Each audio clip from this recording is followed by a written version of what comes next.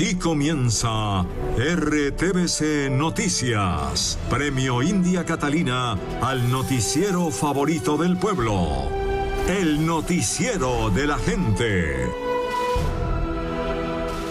Frente a la violación del derecho internacional humanitario y genocidio cometido contra el pueblo palestino, no podemos guardar silencio. Alto al genocidio, paz para Palestina, liberación de secuestrados y presos políticos. Sistema de medios públicos del Estado colombiano.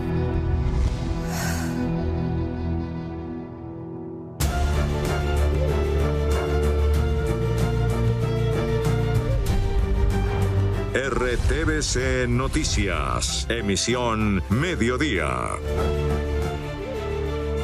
Muy buenas tardes y bienvenidos a nuestra edición de RTVC Noticias del Mediodía.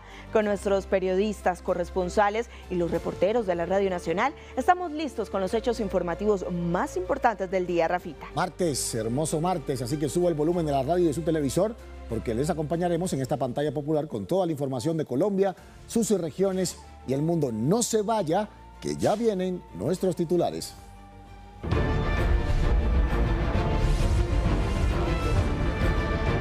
Se hundió la reforma a la salud.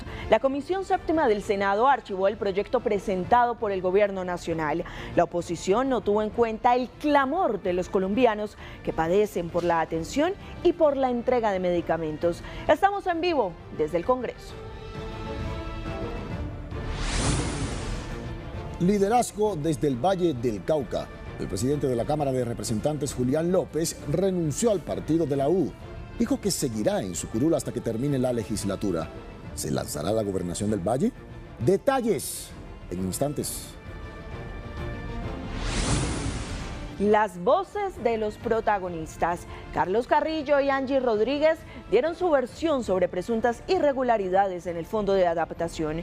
Los dos funcionarios pasaron por el calentado informativo. El mensaje de la Iglesia. El cardenal primado de Colombia, Monseñor Luis José Rueda, hace un llamado a los grupos armados para que permitan una Navidad en paz y sin violencias. Pidió a los católicos renovar su fe y su esperanza en Dios. Nuevos bombardeos en el Pacífico. Tras lanchas, 3 lanchas fueron atacadas por Estados Unidos en aguas del Océano Pacífico. El nuevo crimen de guerra deja 8 personas muertas. Hay rechazo general en el mundo.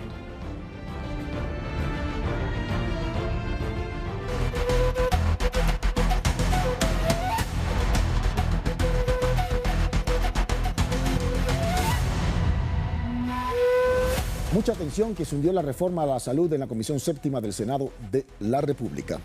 Rafa, después de tantas dilaciones, la oposición logró su objetivo y no tuvo en cuenta el clamor de los colombianos.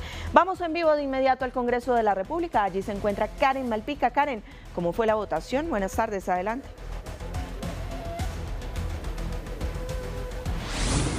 Gracias, Catalina, muy buenas tardes. Así es, precisamente fueron 8 votos a favor para que se archivara el proyecto de reforma a la salud, y acá hay que ser muy claro y hay que tener en cuenta quiénes fueron estos senadores de la Comisión Séptima del Senado que votaron precisamente la ponencia de archivo. Se trata del senador Miguel Ángel Pinto, presidente precisamente de esta comisión y miembro del Partido Liberal, la senadora Nadia Blel del Partido Conservador, la senadora Norma Hurtado del Partido de la U, la senadora Ana Paola Agudelo del Partido Mira, Lorena Ríos del Partido Colombia Justa y Libres y Berenice Bedoya del Partido Alianza Social Independiente. Y es que precisamente al terminar esta votación en la que se archivó este importante proyecto de la reforma a la salud, la bancada del Pacto Histórico anunció que ya apeló precisamente esta decisión. Escuchemos algunas de las reacciones de los senadores del Pacto Histórico. Ya hemos apelado esta decisión. Esperamos que la plenaria del Senado de la República escoja otra comisión que realmente quiera solucionar y apoyar la solución de fondo que necesita hoy la crisis del sistema. Aquí lo que no hubo fue voluntad. Aquí se dijo que este aval fiscal y que la financiación del nuevo sistema de salud que buscábamos crear no dependía de la ley de financiamiento. Vino el ministro de Hacienda, vino el ministro de Salud, pero escucharon lo que quisieron y no quisieron aprobar la reforma a la salud. No hay la voluntad de proteger los derechos de los colombianos, de garantizar este derecho fundamental a la salud, y imperó el negocio de las EPS. Lo que quieren es pañitos de agua tibia y que se le paguen las deudas a las EPS por encima de la salud de la gente. Entonces esperamos que esto vaya a una comisión más empática con los colombianos. Del mismo modo que ocurrió con la reforma laboral, esta comisión que dice ser social nos avergüenza hundiendo las reformas. Y de la misma manera que le ha servido tanto al país la reforma laboral, esta reforma a la salud le iba a servir. Hemos mandado una especie de, como digo, como en un naufragio cuando uno manda el salvavidas, intentando de que la plenaria reconsidere. Y los informes que han dado hoy los ministros han sido impresionantes. El modo como las EPS no han reportado sucesivamente recursos que le entregamos todos los colombianos, 100 billones anuales, y al final gastan como quieran, rentan sus propias IPS en la integración vertical. Las EPS son dueñas de clínicas que están ganando, rentando en estos momentos, pero al final del año ni siquiera nos reportan la totalidad de los recursos que le hemos entregado a comienzos de años. Por Dios, 6.8 billones en el año 2020. 3.8 en el 2021, 1.8 en el 2022, 2.8 en el 2024, por Dios. Esto es una zanja para seguirse llevando los recursos. ¿Por qué no aprueban la reforma?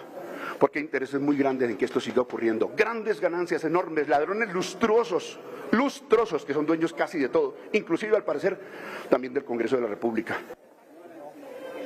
Y es que asimismo algunos de los senadores y las senadoras pues que votaron precisamente a favor del archivo de la reforma a la salud se refirieron frente a esta decisión. Hablamos entonces con la senadora Norma Hurtado del partido de la U y con el senador Honorio Enríquez del Centro Democrático. Nosotros hemos estado durante 24 meses solicitándole al Gobierno Nacional se sustenten las cifras de la senda de los próximos 10 años para garantizar la correcta prestación de un servicio. Hoy el sistema está en crisis, hoy el sistema tiene preocupaciones por cerca de 32 billones de pesos. No se ha dado esa respuesta por parte del Ministerio de Hacienda. Hoy vino el ministro a argumentarnos de que iban a hacer las acciones necesarias para lograr una estabilidad en este sistema y que el sistema general de participaciones lo iba a garantizar. No es fácil, es muchos recursos y lo más importante está en juego es la vida de los colombianos. Se sigue salvando la salud y vida de los colombianos de esta nefasta reforma a la salud. Siguen sin justificar las fuentes de financiación, no son claras. La Corte Constitucional interpone un desacato contra el ministro de Salud porque no están garantizados los recursos para la UPC de los colombianos. En fin, hoy lo que se ha llevado a cabo es simple y netamente un acto de responsabilidad con la nación colombiana. Y yo quiero recordar algo. Cuando se hundió la primera reforma a la salud, el presidente Petro salió a la plaza pública y dijo que no necesitaban del Congreso porque las leyes permitían reformar la salud de los colombianos, que se requeriera audacia y astucia. Entonces el gobierno no ha tenido ni audacia, ni astucia, ni determinación para resolver un tema de salud creado y generado por la crisis explícita del propio gobierno. Y es que a propósito también de esta decisión entonces que tomó en los últimos minutos la Comisión Séptima del Senado de archivar la reforma a la salud, también el ministro del Interior Armando Benedetti se pronunció frente a este importante tema. El ministro afirma que nunca hubo un verdadero debate de fondo de la reforma a la salud y tampoco un discernimiento de este importante proyecto en esta comisión. La Comisión Séptima del Senado ha actuado como siempre lo ha hecho, de forma baja, cochina y rastrera. Recuerden ustedes que ellos hundieron lo que fue la reforma laboral que nosotros revivimos en la plenaria y fue aprobada como ley para que los empleados tengan un salario digno. Y resulta que ahora se ocultan, se esconden como 6, 7 meses dentro de la comisión la reforma a la salud, para luego el último día, como como bandidos, como ladrones a medianoche, cierran, archivan en la reforma a la salud. Es una vulgaridad lo que hacen. Nunca hubo debate, nunca hubo absolutamente nada de discernimiento en esta ley. Que precisamente a propósito de este tema, el senador Fabián Díaz ya confirmó entonces que presentó la apelación a este archivo pues del proyecto de la reforma a la salud. Esta apelación entonces fue presentada ante el presidente del Senado, el senador Lidio Arturo García. Compañeros y compañeras. Bueno, Karen, seguimos contigo en el Congreso de la República porque hay noticia política en la Cámara de Representantes. ¿Cuál fue el anuncio que hizo el presidente de la Cámara, Julián López? Adelante. Gracias, Rafa. Así es, otra de las noticias precisamente que se origina acá desde el Congreso de la República es la renuncia del presidente de la Cámara, el representante Julián López, al partido de la U. En los últimos minutos, entonces, él afirmó que ya presentó esta renuncia irrevocable a esta colectividad. Escuchemos entonces qué dice el presidente de la Cámara, Julián López. Efectivamente, hemos decidido renunciar a nuestra militancia en el partido de la U, ya que pues por supuesto no se nos concedió el aval que solicitamos y lo mejor es dar un paso hacia adelante.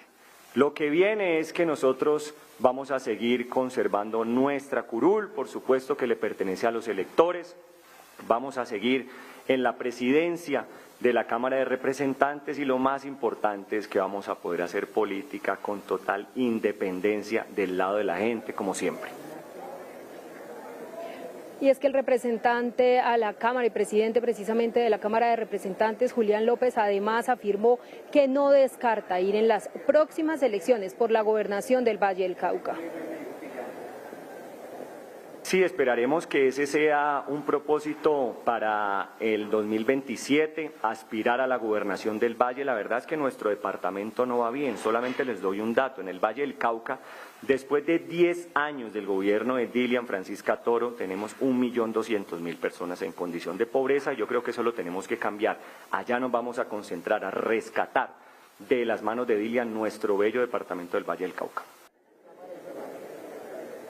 Rafael y Catalina, esas toda la información entonces que se registra a esta hora desde el Congreso de la República. Una entonces es quizá la más importante, es el archivo de la reforma a la salud, un importante proyecto que recordemos pues esperaban millones y millones de colombianos y colombianas. Y el otro pues entonces es la renuncia del presidente de la Cámara y representante de la Cámara, Julián López, al partido de la U. Sigan ustedes con más información allá en estudio.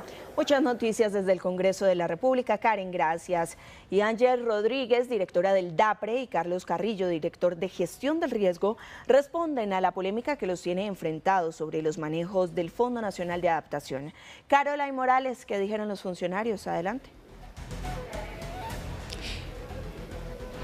Pues mire, le cuento, Catalina, muy buenas tardes, que finalmente pues estos funcionarios hablaron en torno a estos enfrentamientos o a esta polémica que se ha generado luego de que la directora del DAPRE pues denunciara posibles irregularidades en diversos proyectos que deben adaptar al país al cambio climático. Estamos hablando de la Mojana, de la Ruta del Arroz, también Senderos de Paz, pero específicamente, por ejemplo, se ha hablado mucho de este polémico proyecto de la Ruta del Arroz. Carlos Carrillo y también Lisette Rodríguez, en entrevista en el calentado informativo, hablaron justamente sobre este proyecto. Directora del DAPRE y actual gerente encargada del Fondo Nacional de Adaptación, y Carlos Carrillo, director de la UNGRD, enfrentados luego de que Rodríguez hiciera públicas unas denuncias sobre la falta de ejecución en varios proyectos de la entidad cuando Carrillo fue gerente encargado, mostraron sus argumentos en torno a esta controversia. Echar al agua a un subalterno. Todos los colombianos tengamos los ojos puestos en esta denuncia. Angie Rodríguez, directora del DAPRE, en entrevista este lunes con el calentado informativo, habló sobre una de sus denuncias con el proyecto de la Ruta del Arroz en La Mojana, donde advierte de cero ejecución financiera durante la gerencia de Carlos Carrillo. El inicio de la ejecución de ese contrato fue el 7 de marzo del 2025. Es decir, la época en el que él era gerente y él fue el que lo estructuró durante su gerencia y se contrató. Entonces él no puede decir que es una fecha distinta porque él era el gerente en ese momento. Este proyecto de la Ruta del Arroz es uno de los críticos que tiene un porcentaje de ejecución financiera del 0% y por eso se pone en conocimiento de las autoridades. Carlos Carrillo, exgerente encargado del Fondo de Adaptación, respondió a esta denuncia en entrevista en el Calentado Informativo este martes, asegurando que él no aprobó la adjudicación de este contrato. La doctora Angie Rodríguez, y lo dijo aquí en estos micrófonos, dijo: pero es que Carrillo se está lavando las manos, si él era el gerente. Por supuesto que yo era el gerente, pero yo no era el ordenador del gasto.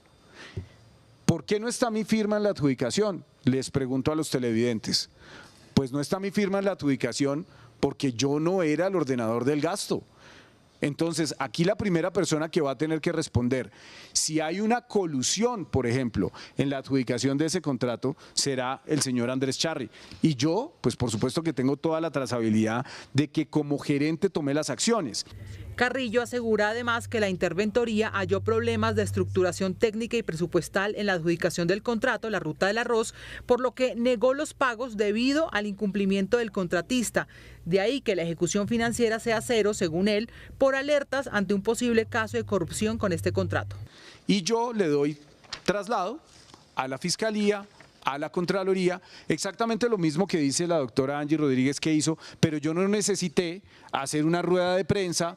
En cuanto a los proyectos de La Mojana, Senderos de la Paz y otros proyectos que denuncia la directora del DAPRE sobre la baja o nula ejecución, Carrillo contestó una a una estas denuncias. Por lo pronto, las entidades de control como la Procuraduría y la Contraloría anunciaron investigaciones preliminares para determinar qué pasó con esos contratos en el Fondo de Adaptación. Finalmente, en marzo, yo pude empezar a nombrar. Al final, Carrillo y también Rodríguez concuerdan en que la falta de ejecución y además esta polémica pues afecta directamente a las comunidades que deben adaptarse al cambio climático. Serán entonces los entes de control, la Contraloría, la Procuraduría y también la Fiscalía que determinen entonces qué fue lo que pasó o qué es lo que está pasando en el Fondo Nacional de Adaptación.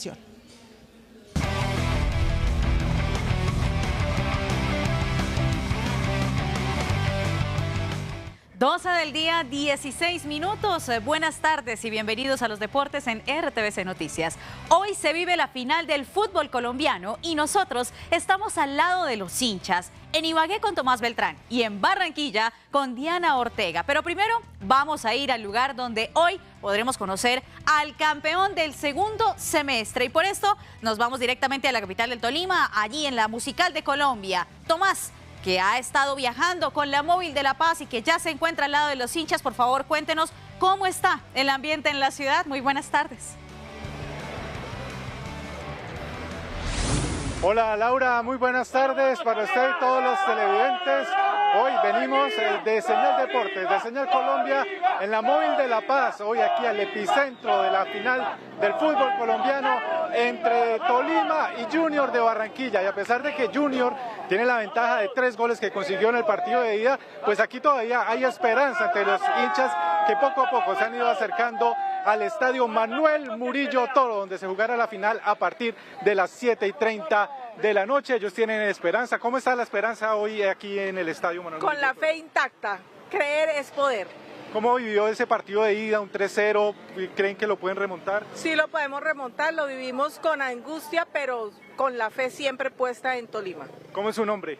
Mucho gusto, Jorge Montealegre. ¿Cómo está la fe para el partido? No, la fe está intacta porque no ha muerto quien aún pelea. Entonces, por eso la raza Pijao está presente, está firme y está, ¡vamos para adelante, Tolima! ¡Vamos! ¿Cómo es su nombre? Jaime Calderón. Don Jaime, ¿qué es lo que más le ha gustado del Deportes Tolima este semestre? La verdad, las alineaciones que ha puesto nuestro técnico han sido bastante buenas y hemos dado un rendimiento que todos los hinchas estamos satisfechos. ¿Por qué es hincha Pijao?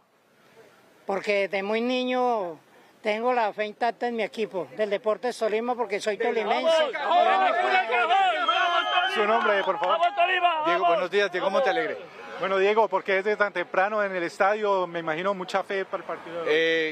1% de probabilidades, 99% de fe. Aquí estamos siempre los fieles, desde el día 1, desde el primer partido estamos. desde temprano, llueva, truene, relampaguee. Desde temprano estamos apoyando al equipo y como dijo mi papá, mi viejo no está muerto quien pelea. ¿Por qué hincha del Tolima? Por mi viejo, por mi papá, por mi viejo. Es que sigo estos colores, mejor dicho, desde que tengo uso de memoria. Por mi viejo. Bueno, muy bien, pues estas son las personas que han llegado desde muy temprano al estadio Manuel Murillo Toro de Ibagué a este partido de la final, a este partido de vuelta de la final entre Junior y Tolima. Las puertas del estadio se abrirán a partir de las 4 de la tarde, donde podrán ingresar pues todos los hinchas que tienen fe y que desde muy temprano están aquí en el estadio Manuel Murillo Toro. Pero también vamos a ver cómo está el ambiente en Barranquilla, el equipo rival, el equipo visitante hoy en el Manuel Murillo Toro, y vamos con Diana a la capital atlanticense para que nos cuente todos los detalles de este partido y cómo está todo el ambiente de Junior de Barranquilla. Gracias, Tomás. Tranquilo, póngase la gorra, disfrute del ambiente, no porque usted le vaya a hacer fuerza al Deportes Tolima, ni mucho menos, sino porque también eso es también la pasión que termina contagiándolo y porque lo protege un poquito del sol, porque parece que está bastante soleada a esta hora la ciudad de Ibagué. Y como usted bien lo ha dicho, nos vamos ahora a Barranquilla. Allí también los hinchas están a la espera de que el equipo tiburón siga con la ventaja y se lleve la estrella de Navidad. Nuestra querida compañera Diana Ortega nos cuenta, por favor, cómo amaneció la ciudad. Sabemos que además esto adelanta un poco el carnaval. ¿Cómo se siente el ambiente futbolero ahí en la capital del Atlántico? Dianita, buenas tardes.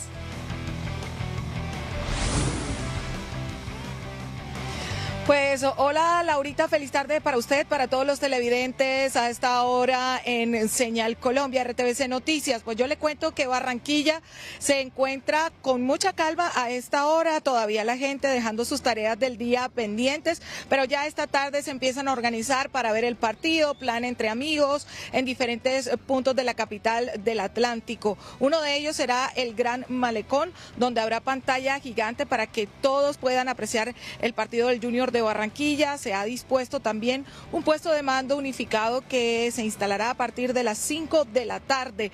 Con esto se va a monitorear toda la ocurrencia del partido aquí en la capital del Atlántico. Le cuento que también pues habrá recorridos en diferentes puntos y hoy pues la hinchada tiburona está con la fe intacta. Dicen que aunque hay un resultado a favor, por supuesto este partido es un poco difícil. Esperan que el planteamiento del partido sea para ganar y traer la 11ª estrella, con decirle que ya hasta en las calles del centro de la ciudad de Barranquilla hay gorrito de Navidad donde dice Junior campeón y ya tiene la estrella número 11. Por supuesto, todo el mundo está feliz, todo el mundo hoy amaneció con la camiseta puesta y lo que se espera es que el equipo tiburón se traiga la estrella. Aún no se ha definido si el equipo de llegar a ser campeón regresa enseguida a la ciudad de Barranquilla, pero por supuesto la alegría se encuentra aquí en la capital del Atlántico.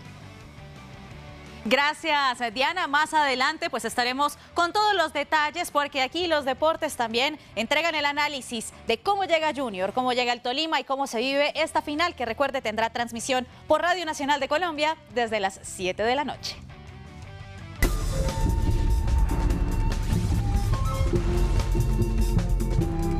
El presidente Gustavo Petro aseguró que Colombia es hoy referente mundial en la incautación de drogas sin derramamiento de sangre. El mandatario afirmó que la experiencia colombiana debería ser respetada y tomada como ejemplo por otros países. Vamos de inmediato con nuestro periodista Jimmy Dávila. Jimmy, ¿qué más dijo el jefe de Estado? Adelante. Catalina, televidentes, ¿qué tal? Muy buenas tardes. Sí, efectivamente el mandatario de los colombianos destacó la labor en las últimas horas de la Policía Nacional en la lucha antinarcotraficante. El mandatario de los colombianos dijo que es importante que tanto Estados Unidos como Europa reciban los consejos en la lucha antinarcotraficante que lleva la Fuerza Pública Colombiana. En el siguiente informe le presentamos todos los detalles que ha dicho el presidente de la República en los últimos momentos. Los narcos viven en Dubái y en Miami. El presidente Gustavo Petro afirmó que la fuerza pública colombiana no tiene comparación en la lucha contra el narcotráfico y exigió respeto por parte de los Estados Unidos, al señalar que Colombia ha impedido que toneladas de cocaína lleguen a ese país sin un mayor derramamiento de sangre. Y gobernantes extranjeros nos deberían respetar y pedir consejo, porque nadie sabe más de incautar sin matar gente, sin matar colombianos, que la fuerza pública de Colombia y el señor Trump debería tener una menor soberbia para agradecer y poner una medalla en el corazón a la fuerza pública que se lo merece y no los insultos y la calumnia y la arbitrariedad de quienes están acostumbrados a tirar misiles antes de preguntar. En otro frente, el mandatario de los colombianos denunció que algunas empresas estarían acaparando medicamentos ya pagados por el gobierno y ordenó a la Policía Nacional, junto a los alcaldes y gobernadores, rastrear e incautar estos fármacos para garantizar su entrega inmediata. Tienen el derecho de incautar medicinas que hayan sido acaparadas ilícitamente y tienen el derecho de buscarlas en cualquier lugar. Aquí en Colombia no debe haber medicina acaparada porque el gobierno ya pagó lo suficiente. Finalmente, el presidente Petro llamó a la fuerza pública a rescatar a los jóvenes de las bandas criminales con autoridad y sentido humano para frenar la violencia y proteger el futuro del país. De esta manera, el mandatario de los colombianos pues pide a la fuerza pública y también pues a los gobernadores y alcaldes para que propenden por los jóvenes y pues que sean arrebatados de las bandas criminales. Pues está la información aquí desde la Casa de Nariño. Continúe usted, Rafael, con más información en la Señal de la Paz, la señal de la gente. Gracias, mi querido Jimmy Ávila, desde los jardines de la Casa de Nariño. Y reducir hurtos y extorsiones en Colombia ha sido uno de los logros de la Policía Nacional este año. El presidente Gustavo Petro resaltó esos resultados. Por supuesto, si de Seguridad Nacional hablamos y de la Policía Nacional, Andrea Olaya tiene todos los detalles. Bueno, Andrea, ¿qué dijo el director de la Dijín, Eber Alfonso, sobre estas cifras? Adelante. Rafael y televidentes, muy buenas tardes. Así es, pues mire, en medio de esta locución el presidente resaltó estas importantes cifras que ha logrado la Policía Nacional en lo corrido de este año. 36% reducción de hurto a comercio, 9% hurto a personas y 24% hurto a autopartes. A propósito de eso, la Dijín lideró un operativo en las últimas horas acá en la capital, logrando la captura de 6 personas y la recuperación de 16 vehículos de alta gama.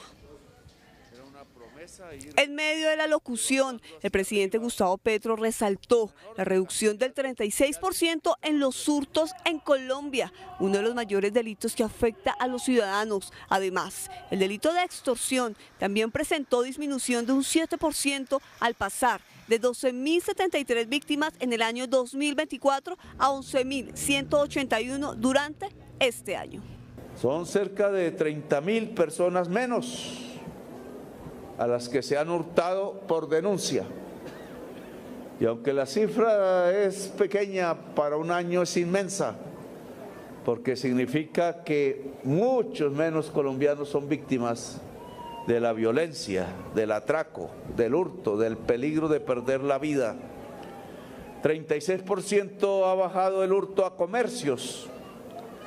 Dentro de esta gravamen, para el 4 de diciembre se pasó de 36.931 casos en el 24 a 23.612 casos en el 2025. En medio de estos contundentes resultados, la Dirección de Investigación Criminal e Interpol Dijín ejecutó un operativo en Bogotá contra el hurto y comercialización de autopartes. Este delito también tuvo una reducción significativa de un 24%. La hemos denominado la Operación San Antonio, pero donde logramos afectar toda la cadena criminal de estas estructuras criminales dedicadas al hurto de automotores, pero también a la comercialización. En el desarrollo de estas 14 diligencias de allanamiento logramos capturar 6 personas, pero también logramos la recuperación de 16 vehículos y la recuperación e incautación de 850 autopartes, los cuales corresponden a un aproximado de 450 vehículos. El director de la Dijín aseguró que la estrategia de seguridad desarrollada este año tuvo un impacto positivo y la Policía Nacional seguirá atacando a todas las estructuras criminales dedicadas al hurto. Vale resaltar el trabajo articulado que se está haciendo con las autoridades, con toda la capacidad institucional, pero también el trabajo articulado con la comunidad. La comunidad juega un papel muy importante y en el caso que nos ocupa acá para el hurto de vehículos es importante darle a conocer que cada autoparte que compre un colombiano significa un vehículo hurtado. Por lo tanto, la invitación en ello es precisamente que no hagamos parte de esa cadena criminal. Durante este 2025 se logró recuperar 1.047 vehículos, los cuales representan un 33,8% del total de vehículos hurtados en Bogotá.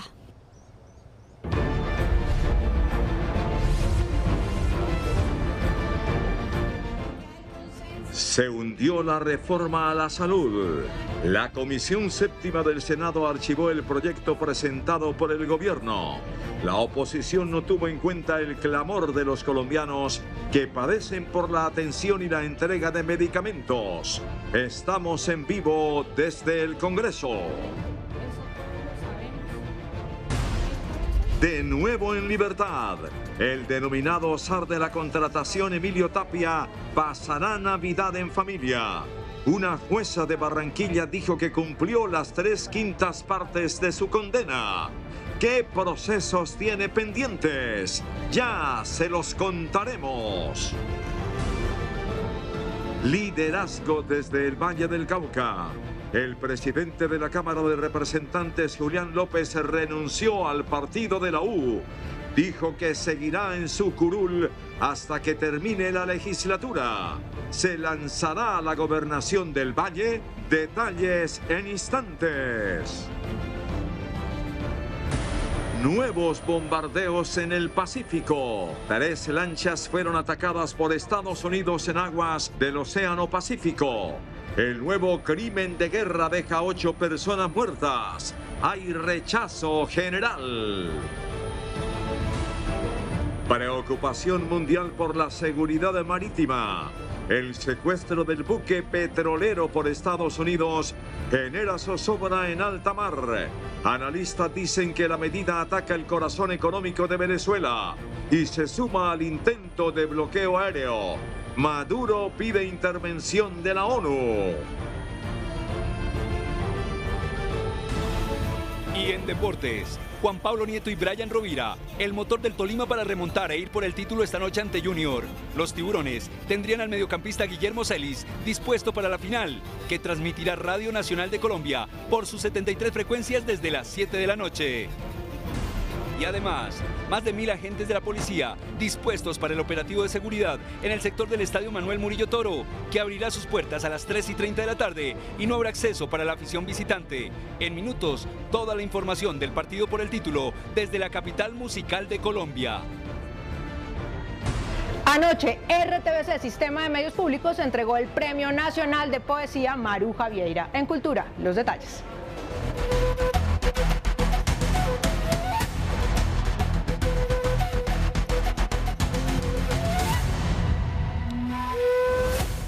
y 32 minutos de la tarde, continuamos con más información aquí en RTVC Noticias. Mucha atención porque el condenado empresario Emilio Tapia, uno de los cerebros del escándalo de corrupción de centros poblados durante el gobierno del expresidente Iván Duque, pues salió en libertad por una decisión judicial, Rafa. Cata, una juez de Barranquilla le concedió la libertad por haber cumplido las 3/4 partes de la sentencia.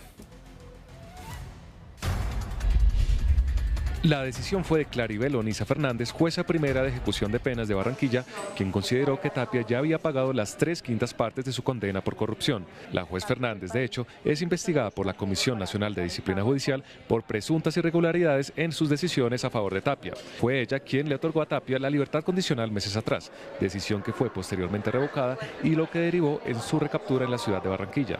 Tapia tiene 3 fallos acumulados por 145 meses por cuenta de 2 escándalos de corrupción a nivel nacional: Centros Poblados y el carrusel de la contratación de Bogotá. Además, está vinculado a otro proceso por la falsificación de varios documentos que fueron presentados en procesos licitatorios surtidos en empresas municipales de Cali en 2021. Bueno, y de inmediato nos vamos con Sebastián Cote para saber cuáles son los detalles de la decisión judicial que ha dicho la fiscal general de la Nación. Pero antes de conocer precisamente lo que dijo la fiscal, miremos un poco del contexto de lo que ha ocurrido. El alcalde de Pereira, según información a cargo del Ministerio Público, habría hecho campaña por su esposa a través de la recolección de firmas en diferentes dependencias de la alcaldía. La Procuraduría en la noche de ayer inició una apertura de indagación preliminar para determinar posibles autores de una conducta disciplinable que consistiría en una indebida participación en política de un mandatario por elección popular. Ya se ordenaron las primeras diligencias, se están recaudando pruebas y en las próximas horas o días se va a evaluar el recaudo para determinar ya una investigación disciplinaria en forma. De otro lado, la Procuraduría inició una investigación en contra de los funcionarios de la Cancillería colombiana en Nicaragua, luego de revelarse un video del prófugo Carlos Ramón González celebrando, a pesar de la orden de captura en su contra por el caso UNGRD. Anoche mismo, con información de medios abiertos, todavía no nos llega información oficial, se estableció que estando en territorio colombiano, porque las embajadas son prolongación del territorio nacional y hay soberanía colombiana, se pudo haber cometido una conducta disciplinable por parte de servidores públicos en ejercicio, es decir, Cancillería y embajada. El procurador también se refirió al desacato que cursa en la Corte Constitucional contra el ministro de Salud, Guillermo Jaramillo, por su gestión con los recursos de la entidad. Lo que la Procuraduría puede decir es que invita a los servidores públicos a dar cumplimiento inmediato, cabal, oportuno y completo a los dictámenes de la justicia, cualquiera que sea su rango. Unas cosas puede que haya legalidad en algunos trámites que pueden dilatar el efecto de las decisiones, pero al final la decisión sigue siendo la misma y es mejor a la justicia respetarla. Finalmente, el Hach se refirió a las recientes acciones criminales del ELN. Sí, pero la violencia es inadmisible y repudiable en cualquier momento, en cualquier época del año, venga de donde provenga, y estos hechos criminales de estos señores hay que rechazarlos y condenarlos. Invito también a la fuerza pública, policía, ejército, armada y aérea, a que persigan a quienes perturban y atentan contra la vida.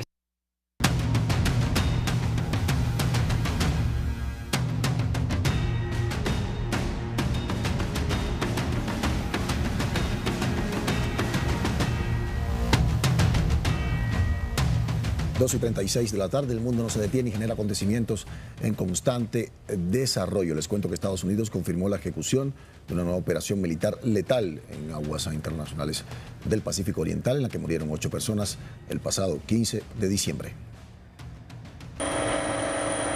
Según el Comando Sur, la operación fue ordenada por el secretario de Defensa Pete Hegseth y ejecutada por la Fuerza de Tarea Conjunta Southern Spear. El despliegue incluyó ataques contra 3 embarcaciones que, de acuerdo con Washington, transitaban por rutas supuestamente identificadas como corredores del narcotráfico en una zona clave para el comercio marítimo regional. Las autoridades estadounidenses señalaron que las naves eran operadas por grupos catalogados unilateralmente como organizaciones terroristas designadas. El balance oficial reporta 3 fallecidos en la primera embarcación, 2 en la segunda y 3 en la tercera. Sin embargo, no se informó sobre incautaciones de drogas, arrestos ni procesos judiciales posteriores. La maniobra fue presentada como resultado de labores de inteligencia previas, aunque no se han divulgado los fundamentos jurídicos ni la base legal internacional que respalde el uso de fuerza letal en aguas internacionales, un aspecto que suele generar debate en el ámbito del derecho internacional. El presidente Nicolás Maduro denunció que a 5 días del robo de un tanquero con casi 2 millones de barriles de petróleo, aún no se sabe nada de la tripulación. Así lo denunció también en el acto como un robo que viola los convenios internacionales. Los detalles lo tenemos en nuestra nota que realizó nuestro compañero Leonel Retamal. El megabarco petrolero. Entre 26 y 33 personas estarían a bordo del buque Skipper, petrolero secuestrado por Estados Unidos el pasado 10 de diciembre, que Venezuela denuncia como piratería y robo. Hoy Venezuela está defendiendo sus derechos y lo haremos. Lo seguiremos haciendo por todas las vías que nos toca defender nuestros derechos, al libre comercio,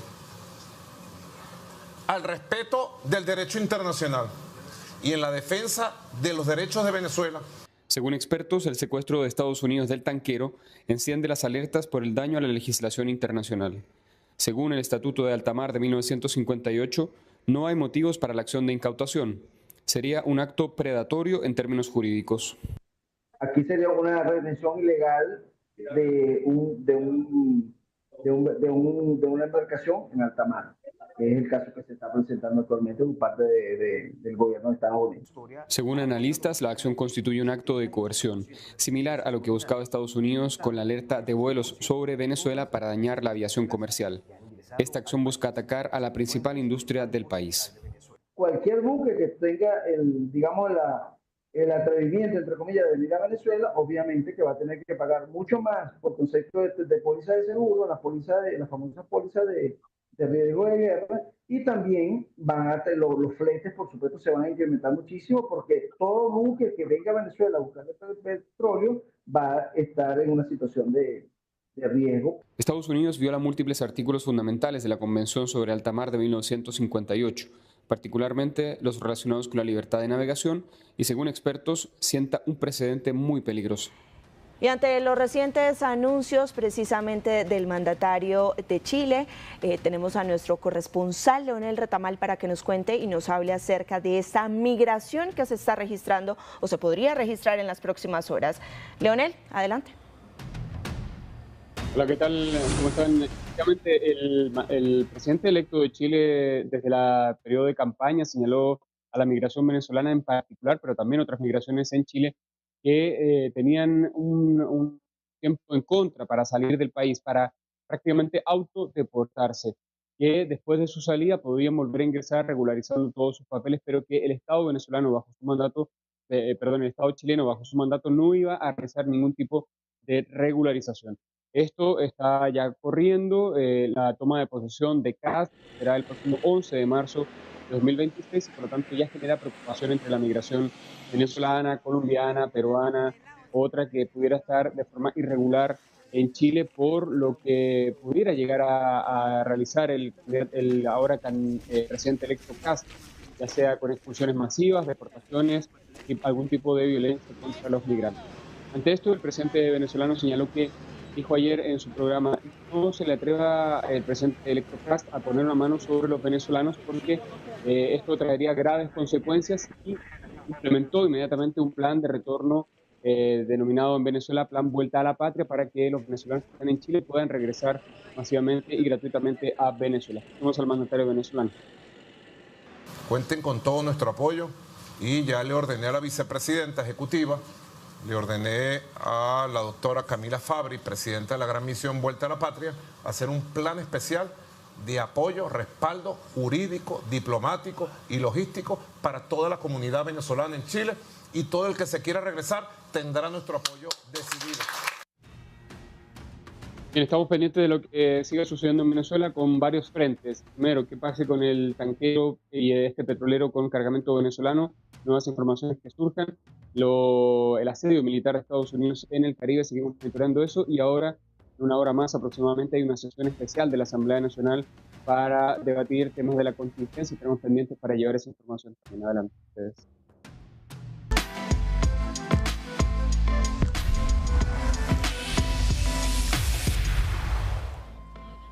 Tiempo de economía. Mire, con fábricas más activas y mayores ventas en el mercado, la industria manufacturera volvió a mostrar señales claras de crecimiento en octubre de este año, según el DANE. La actividad manufacturera en Colombia consolidó su recuperación en octubre al registrar crecimientos interanuales de 1,9% en la producción y 2,4% en las ventas. De acuerdo con la encuesta mensual manufacturera del DANE, estos resultados completan 6 meses consecutivos de variaciones positivas en el sector y estuvieron acompañadas por un aumento de 0,7% en el personal ocupado.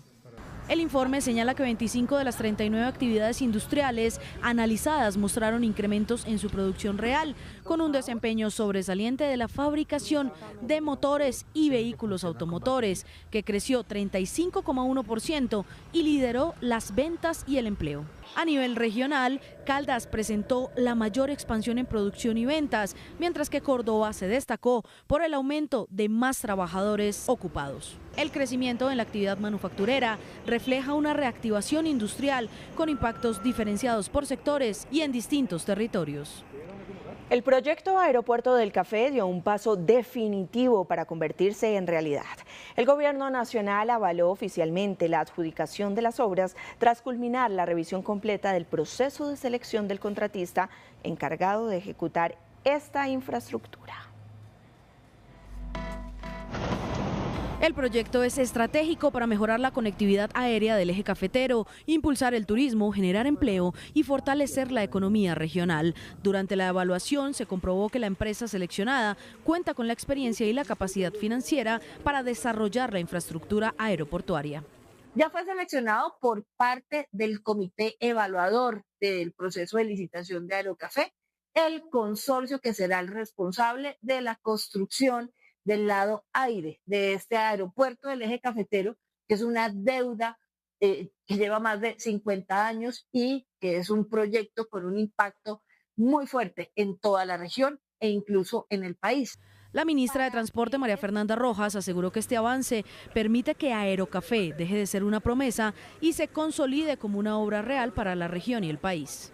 Este proceso es muy importante dentro de las prioridades del gobierno y de los compromisos del gobierno del presidente Gustavo Petro con el eje cafetero. La Unidad de Gestión del Patrimonio Autónomo Aerocafé confirmó que el trámite se realizó conforme a la ley, con total transparencia y sin irregularidades, luego de verificar el cumplimiento de todos los requisitos técnicos, legales y financieros. Una vigilancia por parte de la academia, de los veedores, de los gremios y organizaciones de Caldas y de la región cafetera. Queremos muchos ojos puestos en este proyecto para que salga adelante, se garantice el mejor uso de los recursos, la transparencia y una construcción y un avance eficiente de las obras. En otras noticias del Ministerio de Transporte, el Invías informó que tras un incidente de ciberseguridad detectado el 9 de diciembre, el aplicativo Invitrámites presenta una indisponibilidad temporal para los permisos de carga extradimensionada. Ante esta situación, la entidad habilitó un mecanismo transitorio y seguro para garantizar la continuidad del trámite y la operación del transporte de carga en el país.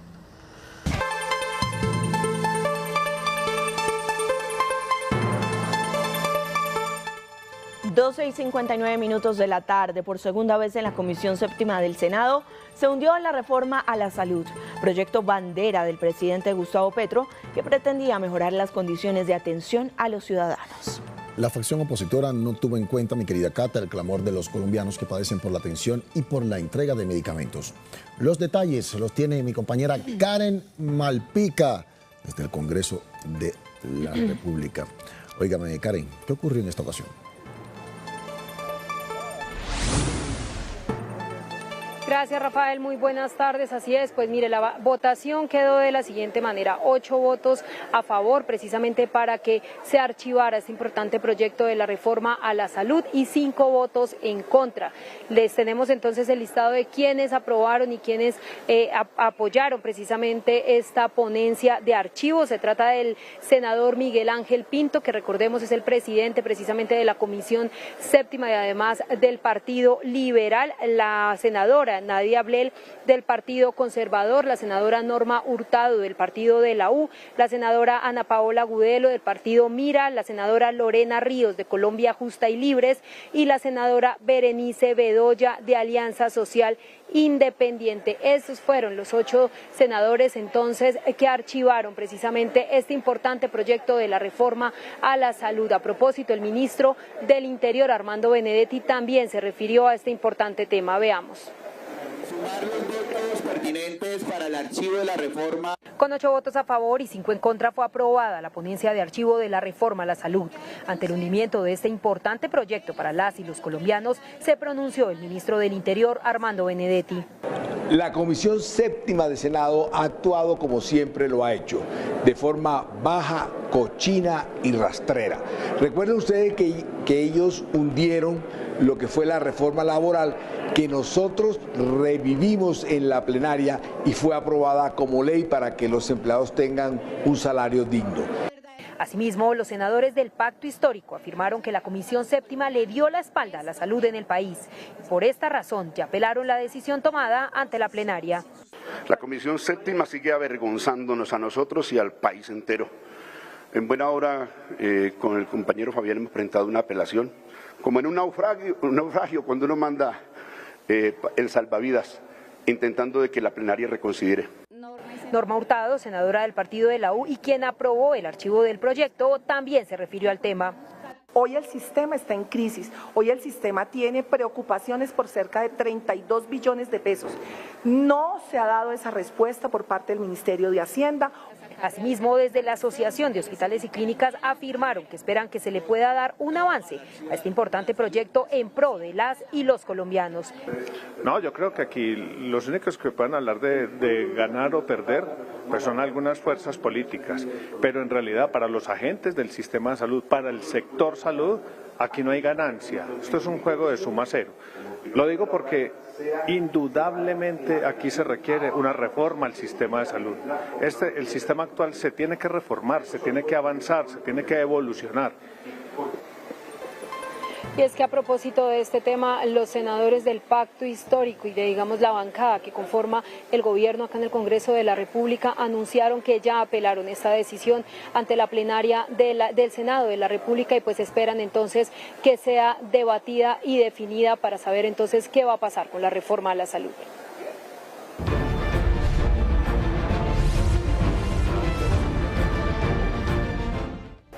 Con 8 votos a favor y 5 en contra fue aprobada la ponencia de archivo de la reforma a la salud. Senadores del Pacto Histórico confirmaron que ya apelaron la decisión ante la plenaria del Senado. El Procurador General de la Nación anunció la apertura de una investigación disciplinaria contra el alcalde de Pereira. Al parecer, habría participado en política. Además, el Procurador hizo otros anuncios de coyuntura nacional. La Policía Nacional ha logrado la reducción de hurtos y extorsiones en lo corrido de este año. El presidente Gustavo Petro resaltó la labor que ha hecho la institución. A propósito de eso, en las últimas horas la DIJÍN lideró un operativo contra el hurto de autopartes, logrando la captura de 6 personas y la recuperación de 16 vehículos de alta gama. En el oriente de Cali se presentan los avances en transformación energética que beneficia a las poblaciones más vulnerables del país a través de la rendición de cuentas 2025 aquí en Potrero Grande.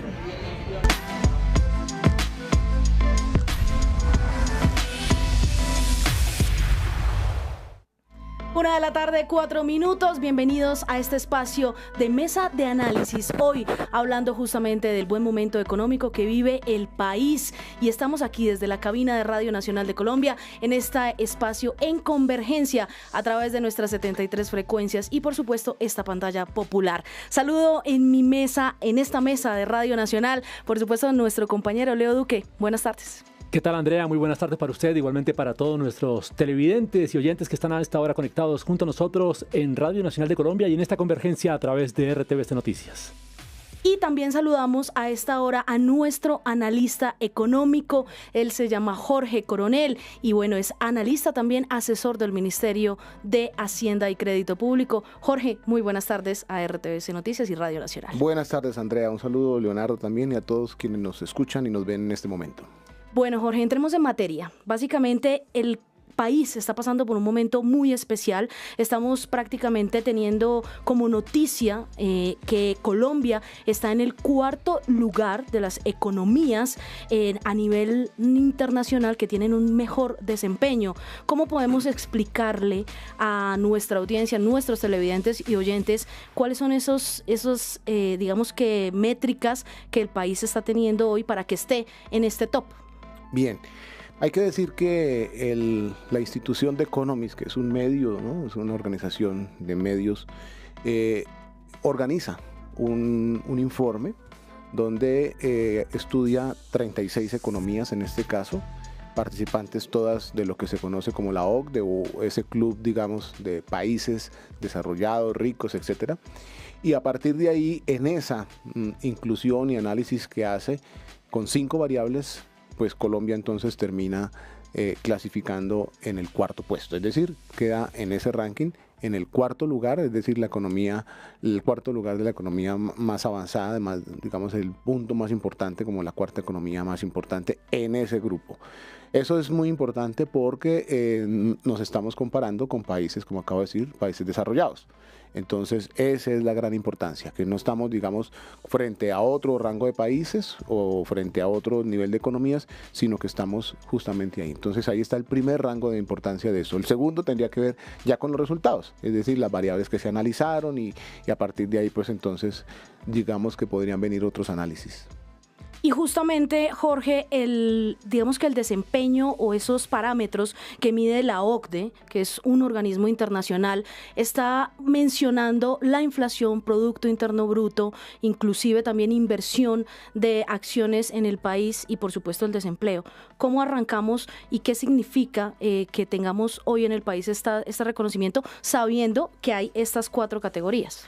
El primero es el de la producción, es decir, el crecimiento de la economía. La economía crece en el tercer trimestre de este año 3.6, por lo tanto, entonces ese ubica al país en un muy buen nivel.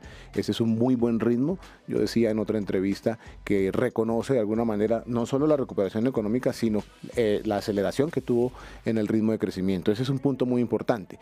Y cuando uno mira por qué está creciendo, pues yo creo que la noticia es muchísimo más importante porque lo hace a partir de sectores que son sólidos, sectores que son participantes, digamos, de la producción de manera directa, no son sectores, digamos, que estén un poco en el plano especulativo o dependan de los precios internacionales, sino que son el agro colombiano, el comercio, etcétera. Entonces son sectores sólidos los que están sosteniendo el crecimiento.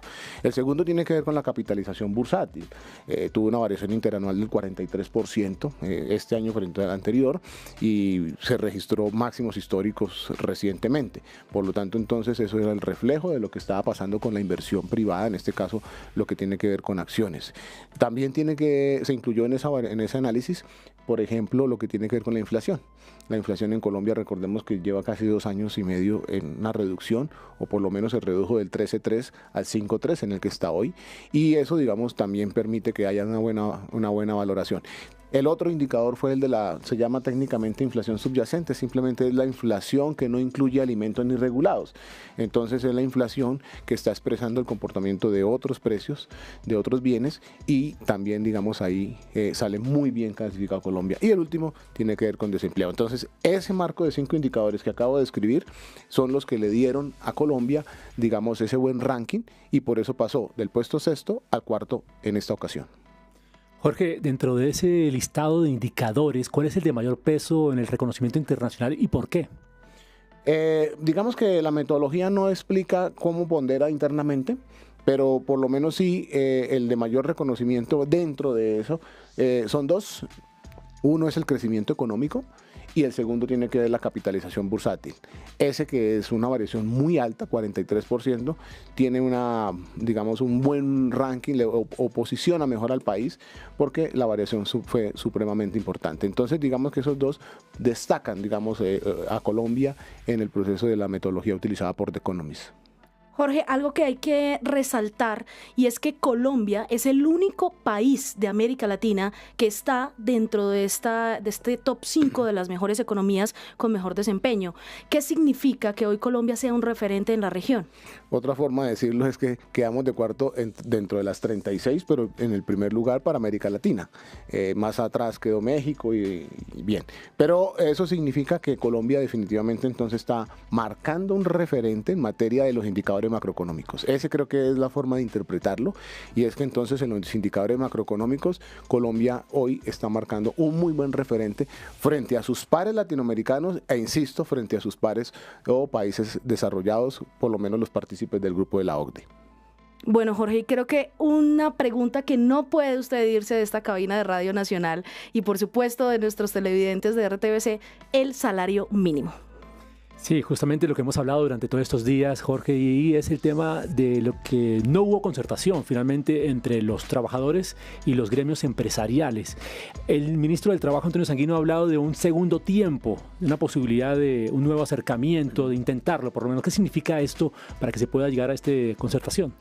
La discusión del salario mínimo, que se da en el marco de lo que se conoce como la Comisión de Concertación de Políticas Laborales y Salariales, es una mesa tripartita, está el gobierno, están los empresarios y los trabajadores, tiene un cronograma muy definido por ley.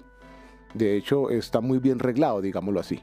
Y ayer se cumplió lo que uno podría denominar la primera fase, o como lo ha dicho el ministro, el primer tiempo.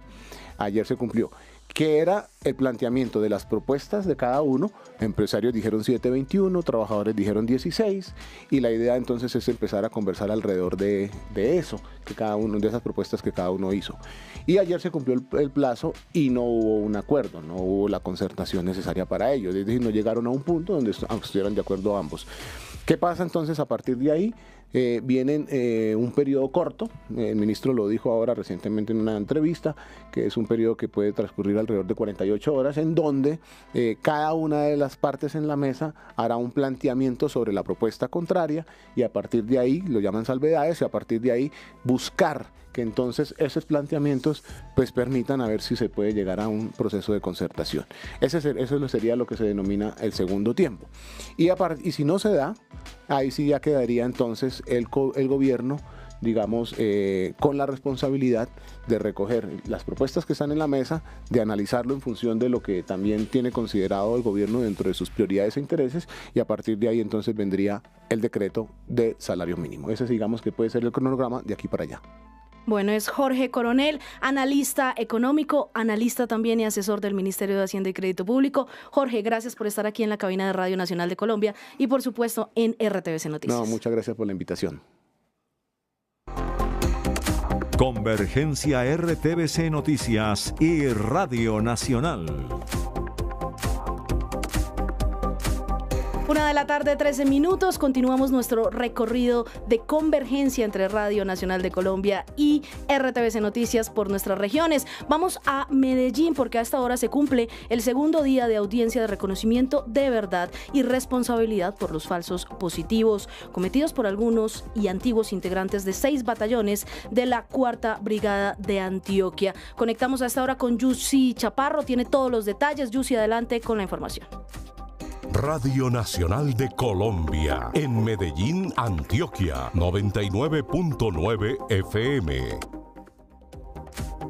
Hola, ¿qué tal, Andrea? Para usted y para todos nuestros oyentes y televidentes. Hoy, como usted lo decía, fue el segundo día, pero en total son 3. Inició ayer e irá hasta mañana esta jornada, en donde estos antiguos militares no solamente reconocerán sus actos criminales cuando pertenecían a la 4ª Brigada del Ejército en una de las unidades, en los denominados falsos positivos, asesinando de manera engañosa a civiles inocentes, les hacían ofertas de trabajo y luego los trasladaban a otros municipios afuera de Medellín, en donde los asesinaban y los reportaban como muertes en combate, sino que también pedirán perdón a las víctimas. Justamente hoy se vivieron momentos tensos en donde las víctimas se encontraron con sus victimarios y tuvieron la oportunidad de reclamarles justicia.